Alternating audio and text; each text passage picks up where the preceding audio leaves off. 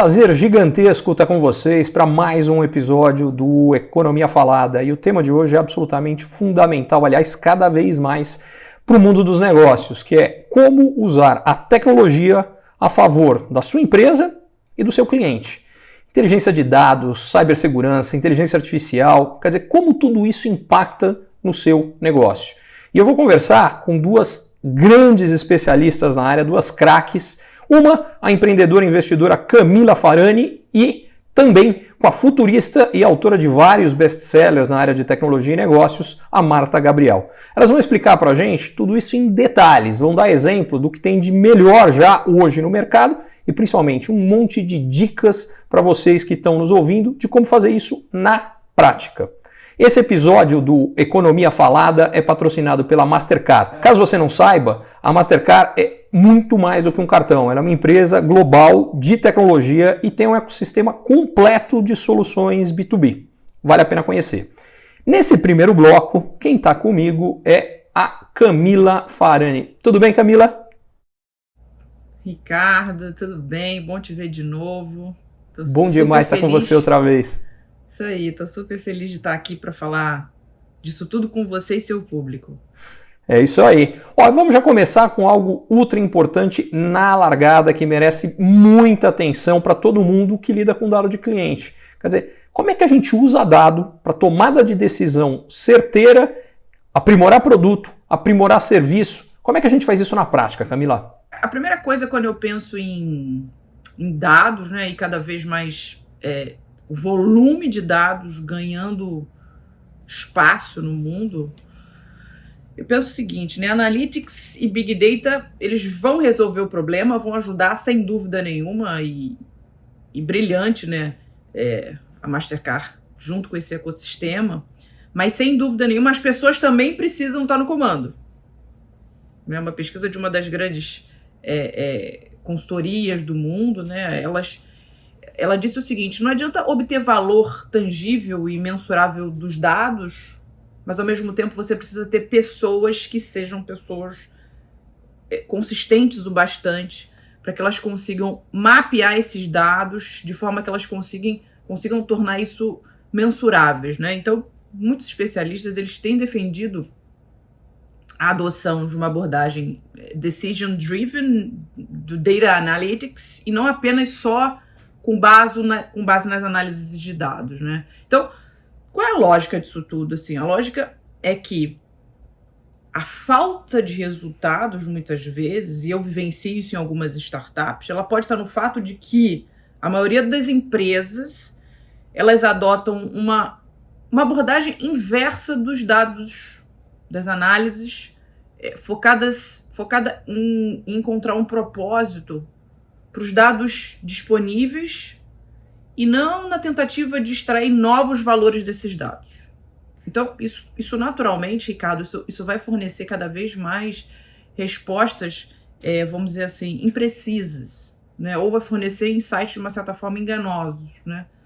Por quê? Porque o que eu vejo cada vez mais, seja nos boards, seja nas startups que eu sou sócio, que a estratégia mais eficaz é a estratégia de dados que são orientadas a decisões. Ela está ancorada na decisão que precisa ser tomada e trabalha de trás para frente para entender quais são os dados que melhor atendam, né, a esse objetivo de um negócio específico. Os empreendedores eles precisam elaborar uma estratégia que seja uma estratégia robusta para tomar decisões a partir dos dados. Eu sempre digo o seguinte, quando você está no processo de tomada de decisão, se essa decisão que vai te gerar uma consequência que seja mutável, você usa os dados, mas também muitas vezes você pode usar ali uma certa, vamos dizer assim, uma certa, não passionalidade, né? Mas você pode usar um certo empirismo, vamos dizer assim. Mas se você tem decisões onde a consequência, ela seja uma consequência imutável, você precisa analisar os dados. E não trata somente assim de coletas de dados, né? Mas sim de pegar esses dados, transformar em informação, conhecimento, cruzar com outras fontes, desenvolver relatórios, né? E via de regra, relatórios que sejam automatizados, dashboards, muitas das vezes, né? Para quê? Para que você consiga cruzar esses dados, cruzar essas estatísticas. Aí você deve estar pensando assim, mas Camila, poxa, se eu estiver falando aqui para os micro, pequenos empreendedores, né? Talvez eles não tenham esse nível de sofisticação. Eu concordo, é verdade. Então use uma planilhazinha que seja. Mas a cultura de ser focado em dados é uma cultura que veio para ficar. Então, assim, as empresas, elas de todos os portos, elas precisam estar atentas a isso. Eu diria que a sobrevivência dos negócios será cada vez mais dependente da cultura de dados, porque quando seus concorrentes estiverem fazendo isso e você não, você vai ficar no meio do caminho. E você tocou no ponto absolutamente fundamental, que não é pegar o dado que está disponível e olhar para ele, porque isso talvez te atrapalhe em vez de te ajudar. É perguntar o que você precisa saber e aí sim criar um arcabouço de ter acesso a esses dados e extrair a inteligência disso. Agora, eu tenho a impressão que cada vez mais empresas já entenderam a importância de inteligência de dados. O desafio para elas é como fazer, quais são as ferramentas para isso. Você tem exemplos práticos do que já está sendo feito, de aplicação, que está funcionando? Eu tenho visto algumas startups com foco em varejo e algumas já começaram a utilizar inteligência artificial para isso também. Uma outra gigante aí de streaming, né? A gente sabe bem que o processo, eu acho genial, assim, o processo de criação de filmes, de séries, é baseado na opinião pública. E coleta de onde? Comentário da rede social. E veja, além dela fazer isso, ela faz mais de 3.000 experimentos por mês para entender que se você está olhando para aquela tela e se você não vai clicar em determinado título por um X período de segundos, é porque a capa daquele título ela não chamou a sua atenção o suficiente. Eu acho isso muito genial. E é interessante, né, esse exemplo que você está dando, porque essa empresa começou a usar dados basicamente para recomendar filmes para as pessoas verem. E a partir daí, eles passaram a mudar o próprio produto que elas oferecem, que é o que você falou. Porque naquele momento elas sequer geravam conteúdo. O conteúdo não era próprio, era só comprado. Mas eles passaram a fazer conteúdo baseado em dados. Isso é a cultura de dados que a gente falava antes, né? Eles passaram a investir, foi o que você falou, eles passaram a investir pesado em produções cinematográficas envolvendo seus milhões, se não seus bilhões, em cima de dados. Mas eu vou dar um exemplo que é um exemplo não tão bilionário, né? Mas, por exemplo, nas minhas próprias redes sociais, eu não sei se você faz isso no seu LinkedIn, mas, por exemplo, eu uso muito comentário de rede social, pesquisas atrás de pesquisas, né? A gente faz um mapeamento desses dados dos pequenos, dos microempreendedores. Não sei se você lembra da nossa última entrevista que a gente falou dos wannabes, ou seja, eu quero ter um negócio também. Eu faço uma pesquisa para entender quais são os assuntos que eles mais querem ouvir. Em cima disso, meu processo de construção é de trás para frente. Veja, a própria maior rede social do mundo, ela recomenda melhor anúncio com base naquilo que ela entende que a geração de tráfego vem convertendo para os seus melhores clientes. Em resumo, o que os dados contam é o que os clientes querem. E é esse bom uso dessa informação que permitem que os negócios sejam otimizados e, por consequência, que tenham resultados muito melhores. Porque se você pega o produto que você achou que o seu cliente deveria querer, mas ele não quer, e aí se esforça muito para enfiar a goela abaixo, é uma coisa. Se você entende o que efetivamente o seu cliente quer, porque os dados te contaram isso, e entrega o que ele quer, tudo fica muito mais fácil. Um outro exemplo, Ricardo, uma das maiores seguradoras do Brasil, ela conseguiu avaliar de forma bem significativa e mais precisa, né, o perfil de risco de seus clientes, dos clientes, usando o produto da Mastercard, o AI Brighterion. E a Mastercard, ela, né, como a gente já sabe, ela possui ferramentas analíticas que auxiliam as empresas de seguro, veja a importância disso, né? Empresas de seguro, para avaliar o risco de inadimplência dos clientes e ajudar a definir o limite de crédito individual a ser concedido. Então, já imaginou o tanto de mitigação? Gente, eu nem sei se mitigação está certa, mas o tanto que se consegue mitigar o risco dessas empresas de seguro, que é preponderante, né? O core business deles, né? A solução de inteligência artificial em tempo real analisa com precisão, de maneira super personalizada, qualquer tipo e formato de dados, independente da complexidade ou do volume. Além disso, Ricardo, a Mastercard ela utiliza a inteligência artificial avançada para as fintechs. Amém. Porque eu sou sócia de fintechs, né? Sou investidora de algumas fintechs. E o risco de fraude, na verdade, isso é uma coisa imensurável. Então, a Mastercard trabalha, né, com essas fintechs, pagamentos, instituição financeira, seguradora, empresa de saúde, health techs, reduzindo o risco de crédito e inadimplência, evitando fraude, desperdício. São mais de 2.000 clientes em todo o mundo usando esse tipo de tecnologia. Também usa, né, a experiência de quem processa bilhões de transações por ano de forma anonimizada e ética. Acho que é importante dizer isso, né, da ética. Acho que eu vou falar um pouco depois sobre Lei Geral de Proteção de Dados. Mas para oferecer tecnologias que permitem, né, extrair informações para gerar insights e criar inovação baseada em teste, em análise, em experimento, em aprendizado. Isso que você está me falando me faz pensar na biometria comportamental, que é um grau mais sofisticado de usar os dados, de como a gente se comporta online para gerar mais segurança. Conta pra gente como é que isso funciona. Então, Ricardo, né, biometria comportamental, o monitoramento do comportamento, né, acho que ela foi perfeitamente exposta em um dos documentários de um desses grandes streams, né, e mostrou, acho que até chocou o mundo na época, né, chocou a todos nós, muito embora a gente já soubesse de algumas coisas, né, mas como que as redes sociais elas coletam e avaliam os usuários detalhadamente.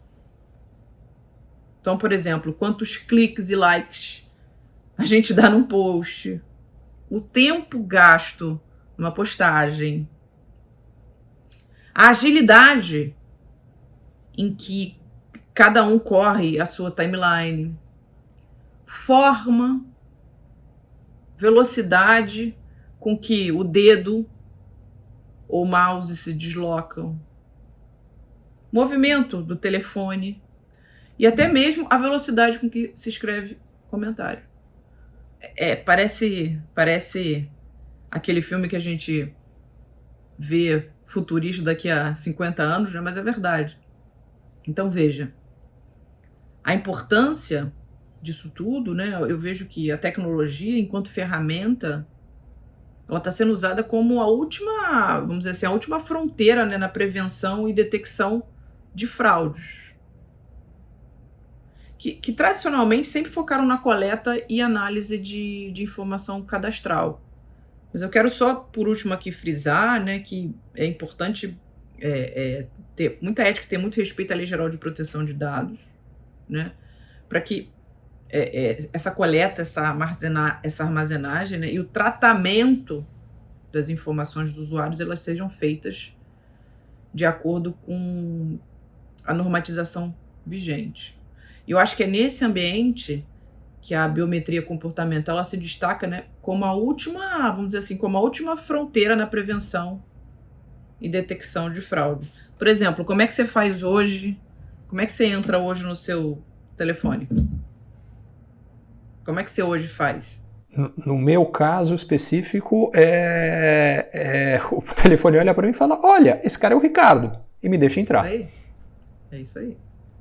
Já parou para pensar o quão mágico é isso tudo? Quanto que isso... Acho que é importante dizer que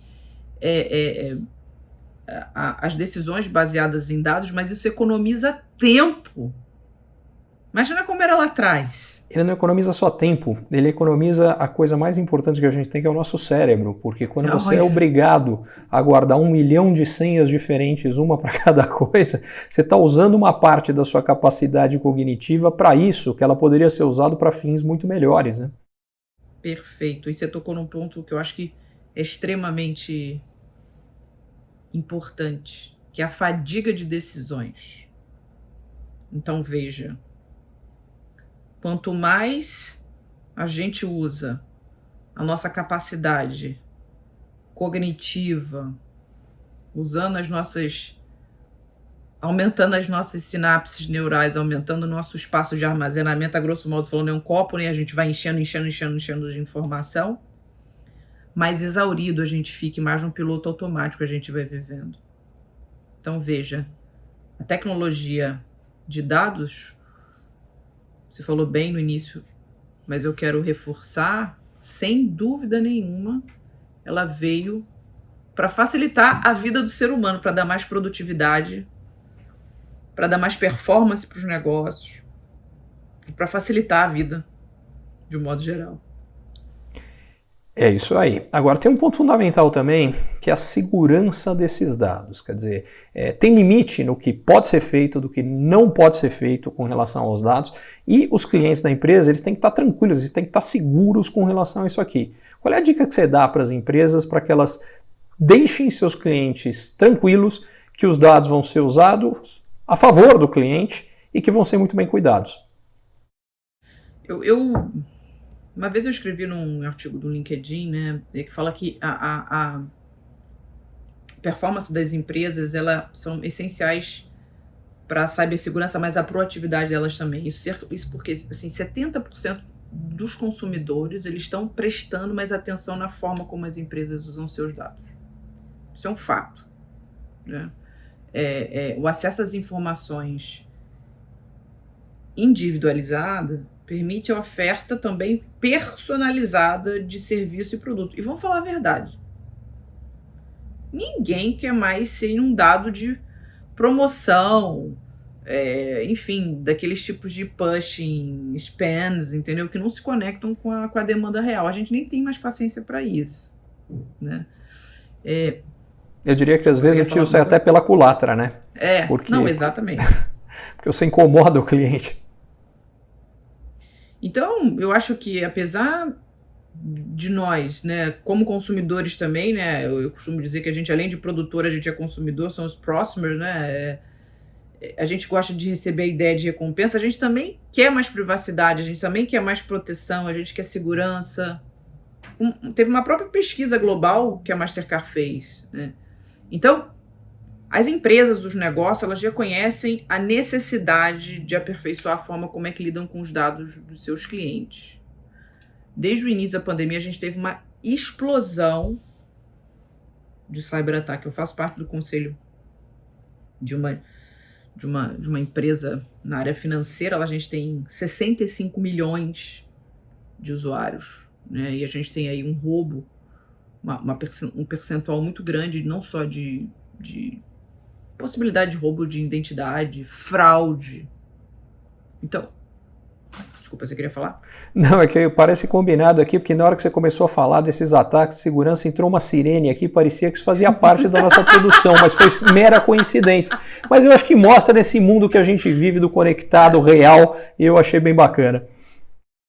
Então veja, né, eu cada vez mais vejo quantas vezes a gente fica preocupado.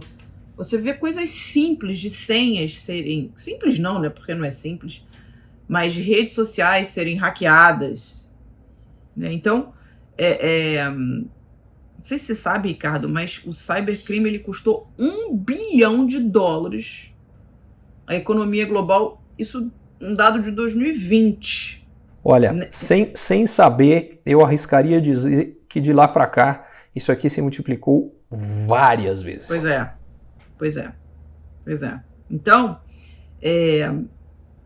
sem dúvida nenhuma, a adoção de política séria de segurança, né, já que às vezes eu fico pensando o que leva, né, um cybercriminoso, né, a fazer isso, mas enfim, eu acho que isso já exaure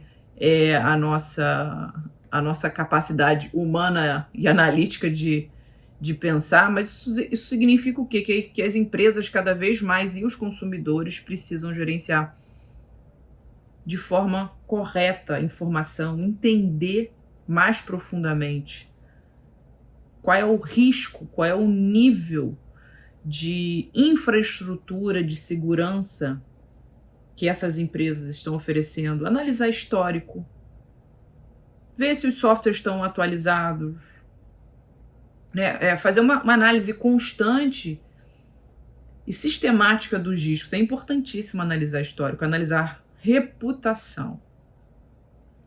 E as empresas, pelo outro lado, elas precisam preparar os colaboradores para as ameaças. Ainda mais agora quando a gente fala de modelo de trabalho híbrido, né, que tomou conta. Sem dúvida nenhuma. Aliás, nesse sentido, na hora que você falou dos colaboradores, acho que uma das coisas que a priori as pessoas pensam quando elas falam em segurança no mundo cibernético é para fora da empresa. Mas talvez o primeiro lugar onde o cuidado precisa ser tomado é para dentro da empresa. Envolve colaboradores, mas envolve mais do que isso, envolve fornecedores, envolve parceiros, envolve um monte de gente. Quer dizer, quais são os principais pontos de atenção que você vê na hora que a gente olha para dentro das empresas? 85% das empresas, a partir de 2021, elas decidiram investir em alguma iniciativa relacionada à transformação digital. E aí, nesse contexto, a segurança da informação, os seus riscos, eles ganharam espaço no dia a dia, porque obviamente se falava isso, mas antes era muito focado em empresas de full tech, né, ou de deep tech. E agora isso tomou um lugar que é um lugar muito especial, vamos dizer assim, muito relevante, né? Então, pontos de atenção: roubo de dados, espionagem industrial, hackeamento de senha, fraudes de todas as suas espécies, softwares que estão mais vulneráveis ou que são, na sua essência, codados de uma forma que tem uma vulnerabilidade maior, ataque de ransomware, phishing, entre outros. Então, recentemente, enfim, teve uma pesquisa de uma empresa grande, uma das pioneiras aí de smartphones. Eles começaram a citar, eles fizeram uma pesquisa onde eles começaram a citar um ataque à cadeia de suprimento. O cara ataca o suprimento, ou seja, né, os como é que se fala? Os fornecedores, né? Os fornecedores, mas do próprio smartphone, enfim, as peças, né, a grosso modo falando, as peças. Você ataca a cadeia de suprimento, né, onde uma parte depende da outra, né, para que ela consiga formar o aparelho, o gadget como um todo. Você imagina a importância disso. Então, olha, eu acho que um exemplo concreto que dá para mostrar isso aqui, a gente recentemente viveu aí não por um ataque, mas por outras questões, algumas ligadas à pandemia e, enfim, de quebra de cadeia de suprimento, e por falta dos semicondutores, sim, a gente teve uma redução gigantesca na produção de automóveis em todo o planeta. E quanto mais componentes um determinado produto tem, automóvel é um bom exemplo, porque tem vários, mas cada vez a gente tem produtos mais sofisticados, com uma quantidade grande de componentes. Se você conseguir quebrar uma pequena parte dessa cadeia de suprimentos, você quebra a empresa inteira não consegue vender o produto, e aí você tem todos os problemas que são gerados a partir daí, né? Pois é, então veja, né? Às vezes pode ser ali uma fiação simples ou um gadgetzinho, enfim. Eu acho que é por isso que eu fico muito, muito feliz. Na verdade, eu fico feliz e eu fico, como investidora de tecnologia, né? Eu fico segura, né, de ver empresas como a própria Mastercard tomarem iniciativas que de fato priorizam o risco cibernético da organização, dos fornecedores, dos prestadores de serviços. Uma das soluções mais eficazes, né, que eu vejo da Mastercard através do Risk Recon, o que ele faz? Monitora proativamente o ambiente cibernético de qualquer entidade com presença online. Como? Identificando risco, identificando vulnerabilidade cibernética, antes que possam ser explorados. E aí, quando se faz essa análise efetiva do risco cibernético, sem dúvida nenhuma, né, as empresas, os negócios, eles podem garantir que eles não sejam as próprias vítimas desses ataques. Por riscos, né, incorridos na própria cadeia de relacionamento. Em outras palavras, a gente está falando da vacina cibernética aqui, né? Boa. Gostei, vacina cibernética, gostei. Vacina cibernética. Então, para mapear, né, os perigos de terceiros, de externos, a Risk Recon ela faz uma análise sistemática, profunda dos riscos, abrangendo 11 domínios e 40 critérios de segurança, associada à criptografia de dados, né? Então, as avaliações elas são ajustadas de forma personalizada e a metodologia, acho que é importante reforçar isso, né? A metodologia ela pode ser usada por empresas de diferentes áreas e tamanhos. É isso aí. É assim que a gente constrói um mundo mais seguro e, ao mesmo tempo, podendo levar todas as vantagens que a tecnologia pode trazer para a gente. Você tem total razão, isso é extremamente importante e que bom que a gente tem cada vez mais ferramentas que permitem que isso aconteça.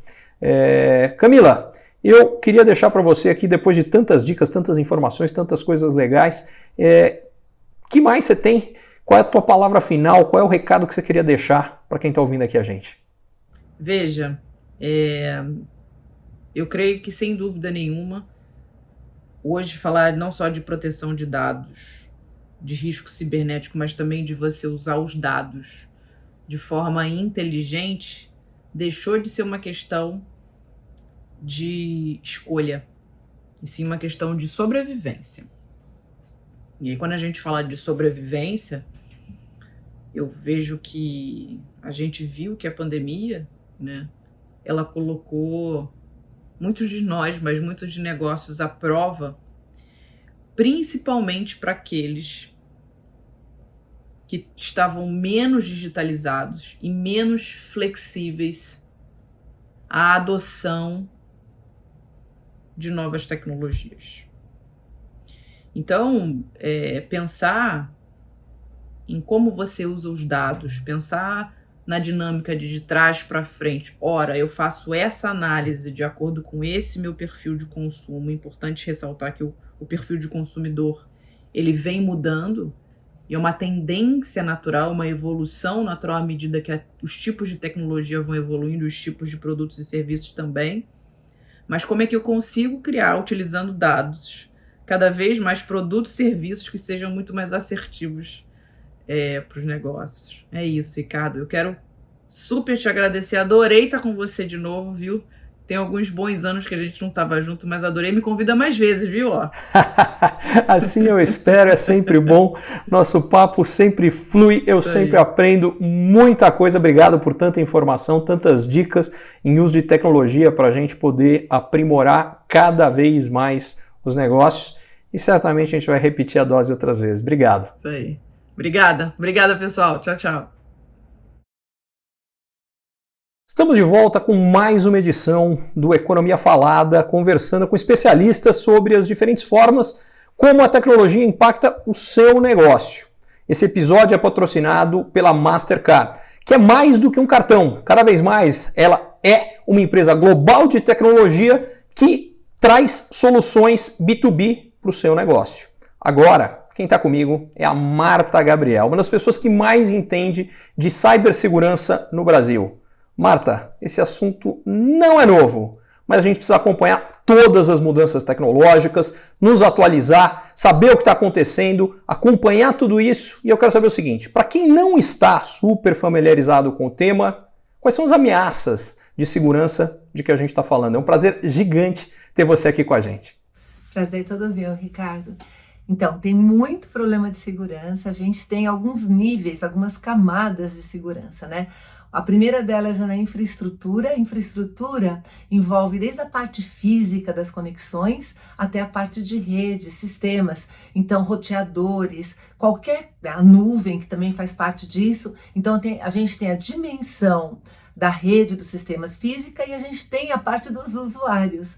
Os usuários, eles têm que se autenticar no sistema, eles têm que se identificar e eles também têm comportamentos que podem comprometer a parte de segurança. Alguns dos principais tipos de ataques que a gente tem ou de problemas que a gente tem de cibersegurança são os malwares, como phishing, que é quando você recebe um link e acaba clicando e aquilo acaba indo para algum lugar que não era onde você imaginava que fosse, denial of service, né, distributed denial of services, que é o DDoS, que é um monte de gente atacando um site para que ele não funcione adequadamente. É que nem se fosse numa loja entrar um monte de gente ao mesmo tempo e aí você não sabe quem é cliente, quem não é, e você fica ali sem poder operar, né, sem o operacional funcionar. E tem os ransomwares, que são o da moda agora, que é o que as empresas estão sofrendo mais, que os criminosos sequestram os seus dados e aí, em função disso, eles pedem resgate, que normalmente é em cripto. Nenhuma corrente é mais forte, eu costumo falar isso, que nenhuma corrente é mais forte do que seu elo mais fraco. Então, qualquer uma dessas camadas, quando ela tem problema, ela compromete a segurança de todas as outras. Então, por isso que é importante a gente entender dessas camadas todas para a gente poder atuar em todas elas, né? Tanto no nível de infraestrutura, no nível físico, no nível de rede, quanto no nível do usuário. Perfeito. Quer dizer, em resumo, os ataques estão cada vez mais sofisticados e eles podem vir de caminhos diferentes. Quer dizer, como é que a gente se mantém atualizado para acompanhar essas ameaças e conseguir se prevenir? Então, Ricardo, quanto mais sofisticados são os ataques, os criminosos, mais sofisticadas têm que ser também as nossas soluções de segurança. Nesse sentido, o uso de inteligência artificial, machine learning, soluções dinâmicas para detectar em tempo real qualquer tipo de incidente são fundamentais para que a gente consiga acompanhar a sofisticação de quem faz o ataque.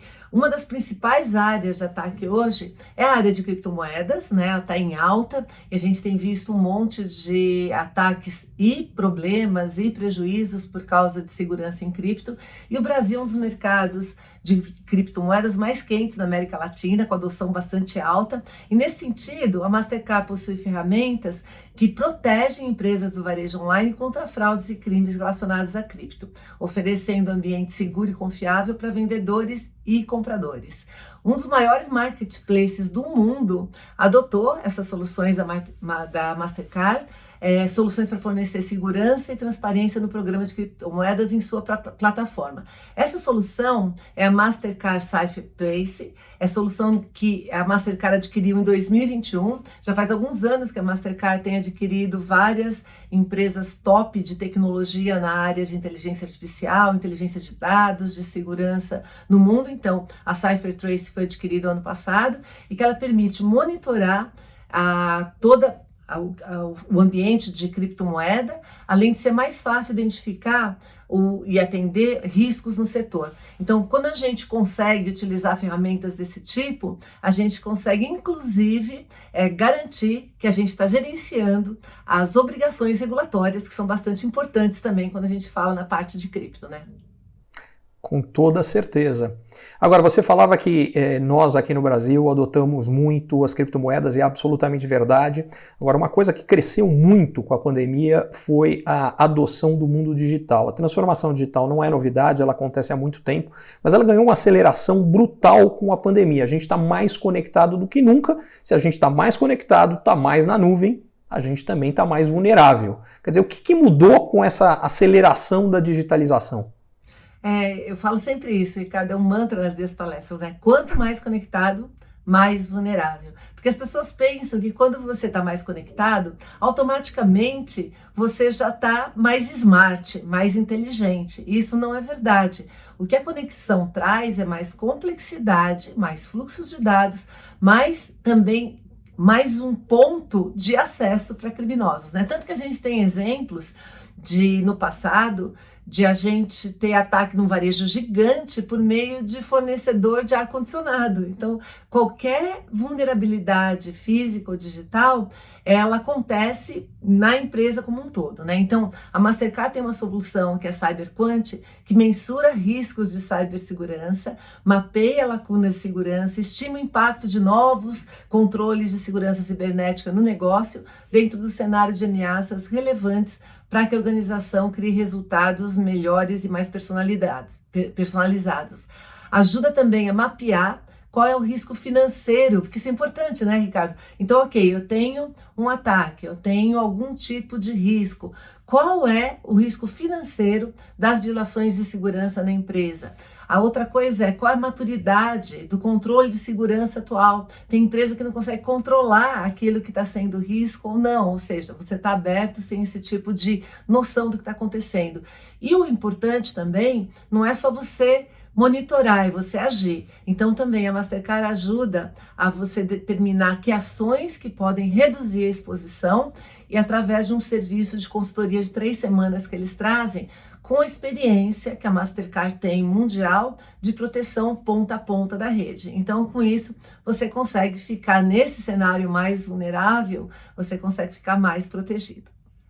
Perfeito. Agora, tudo isso que a gente contou é do ponto de vista da empresa.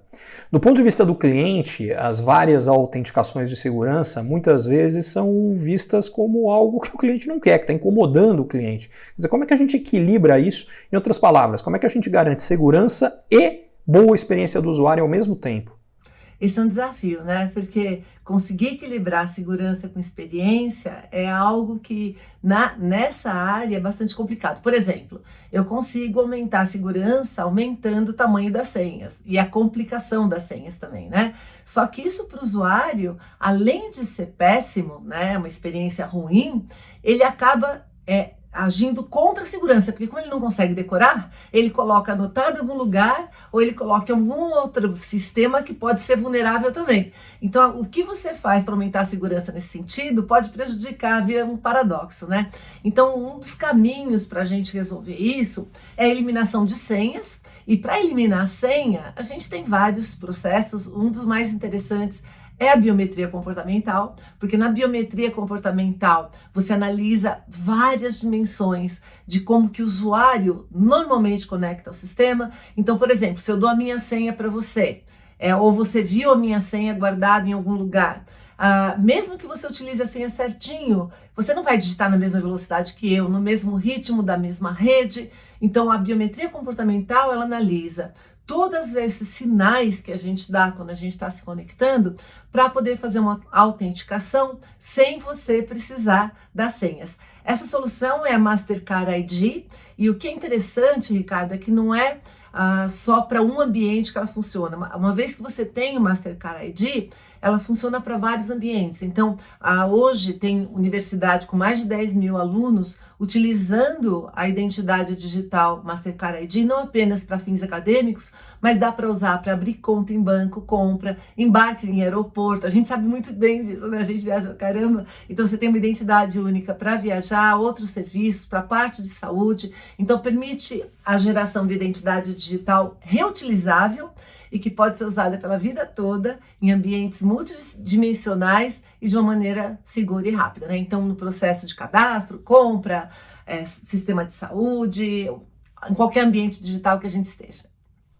Olha, sensacional o que você está contando, porque eu conheço vários casos, de fato, que as pessoas preocupadas em não esquecerem as senhas, porque é uma senha diferente para cada site, para cada serviço, para cada coisa que eles usam, elas colocam num papelzinho, onde basicamente se esse papelzinho cair em mãos erradas, deu tudo errado. E eu achei sensacional o fato da gente usar essa pegada única que a gente tem, essa única forma de fazer as coisas, que é o que é a biometria comportamental, para provar que você é você. É fantástico, afinal de contas, cada um de nós tem um jeitinho, tem uma forma particular e na hora que você leva em consideração os vários parâmetros, você consegue saber se de fato a gente está falando da pessoa que é o dono verdadeiro dessa senha.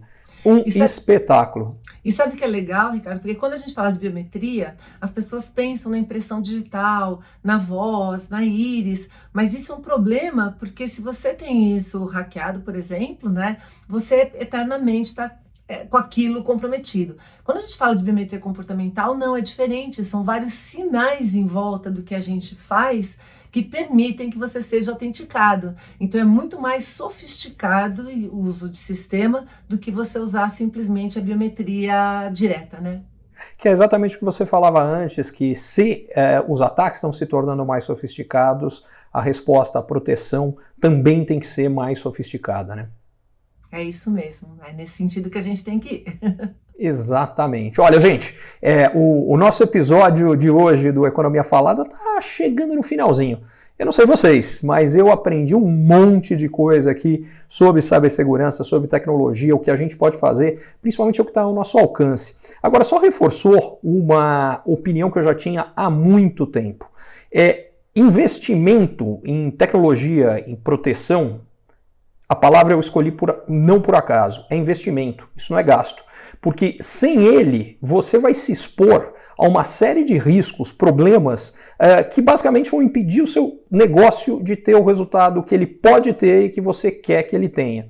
Então, acho que, para mim, a grande lição que saiu daqui, que saiu mais fortalecida do que nunca, foi: olhe com muito carinho como você investe em tecnologia, porque cada vez mais isso vai ser absolutamente fundamental para o desenvolvimento do seu negócio. Agora, Marta, eu queria saber de você, qual que é a sua dica final para quem está ouvindo a gente? A dica final é: questões de segurança são questões de negócio, tanto para o físico quanto para o digital. Se a gente pensar numa loja física, Ricardo, quando ela é assaltada, ela compromete não apenas o resultado financeiro da empresa, mas também a sua reputação, né? E a reputação é sempre muito mais valiosa do que qualquer outra coisa que a empresa tem. Agora pensa, no caso do ambiente digital, quando uma empresa é atacada, é ainda mais grave, porque por meio de um acesso digital, a empresa inteira entra em risco. E no caso de um ataque digital da empresa inteira, eventualmente pode acabar com o negócio. A outra dica que eu vou dar para a gente finalizar é que uma das dimensões mais importantes hoje, que a gente vê toda essa ascensão de preocupação com a segurança de dados pessoais, etc., é que a gente tenha cuidado, que a gente é responsável pelos dados dos nossos clientes, do nosso consumidor. Então, como é impossível garantir segurança sem tecnologia, tanto a física quanto a digital, se a gente pensar na casa da gente, na loja, a gente tem vários sistemas de tecnologia que tentam ajudar no físico. No digital é igual. Então, sem tecnologia, a gente não consegue ter segurança. Então, é fundamental a utilização da melhor tecnologia para garantir o negócio. Por isso que eu costumo dizer que no futuro toda empresa será uma empresa de tecnologia que vende algo, pois sem a tecnologia será cada vez mais inviável vender ou estar seguro. Eu assino embaixo e eu até acrescentaria que não só será uma empresa de tecnologia, mas ela precisa ter inteligência de dados. Sem isso, não tem como ser uma empresa de tecnologia eficiente que vai trazer os resultados que se espera. Resultado exige inteligência de dados. Marta, que prazer gigantesco, como sempre, estar aqui com você, aprender com você, te ouvir. É sempre uma aula e é um prazer gigante. Espero que a gente esteja junto com mais frequência. Já estava com saudade sua. Eu também, queridão. Um prazer enorme estar aqui. Obrigada pelo papo, foi uma delícia. Valeu. Delícia total, eu espero que vocês que estão nos ouvindo tenham curtido tanto quanto eu curti. Esse aqui foi mais um episódio do Economia Falada, esse especificamente patrocinado pela Mastercard, que, como a gente já falou, é muito mais do que um cartão, ela é uma empresa de tecnologia com soluções para o mundo B2B. Em outras palavras, soluções para as empresas, soluções de negócios, e eu acho que isso deve ter ficado claro no bate-papo que a gente teve hoje. Muito obrigado por você que acompanhou a gente até aqui e até o próximo.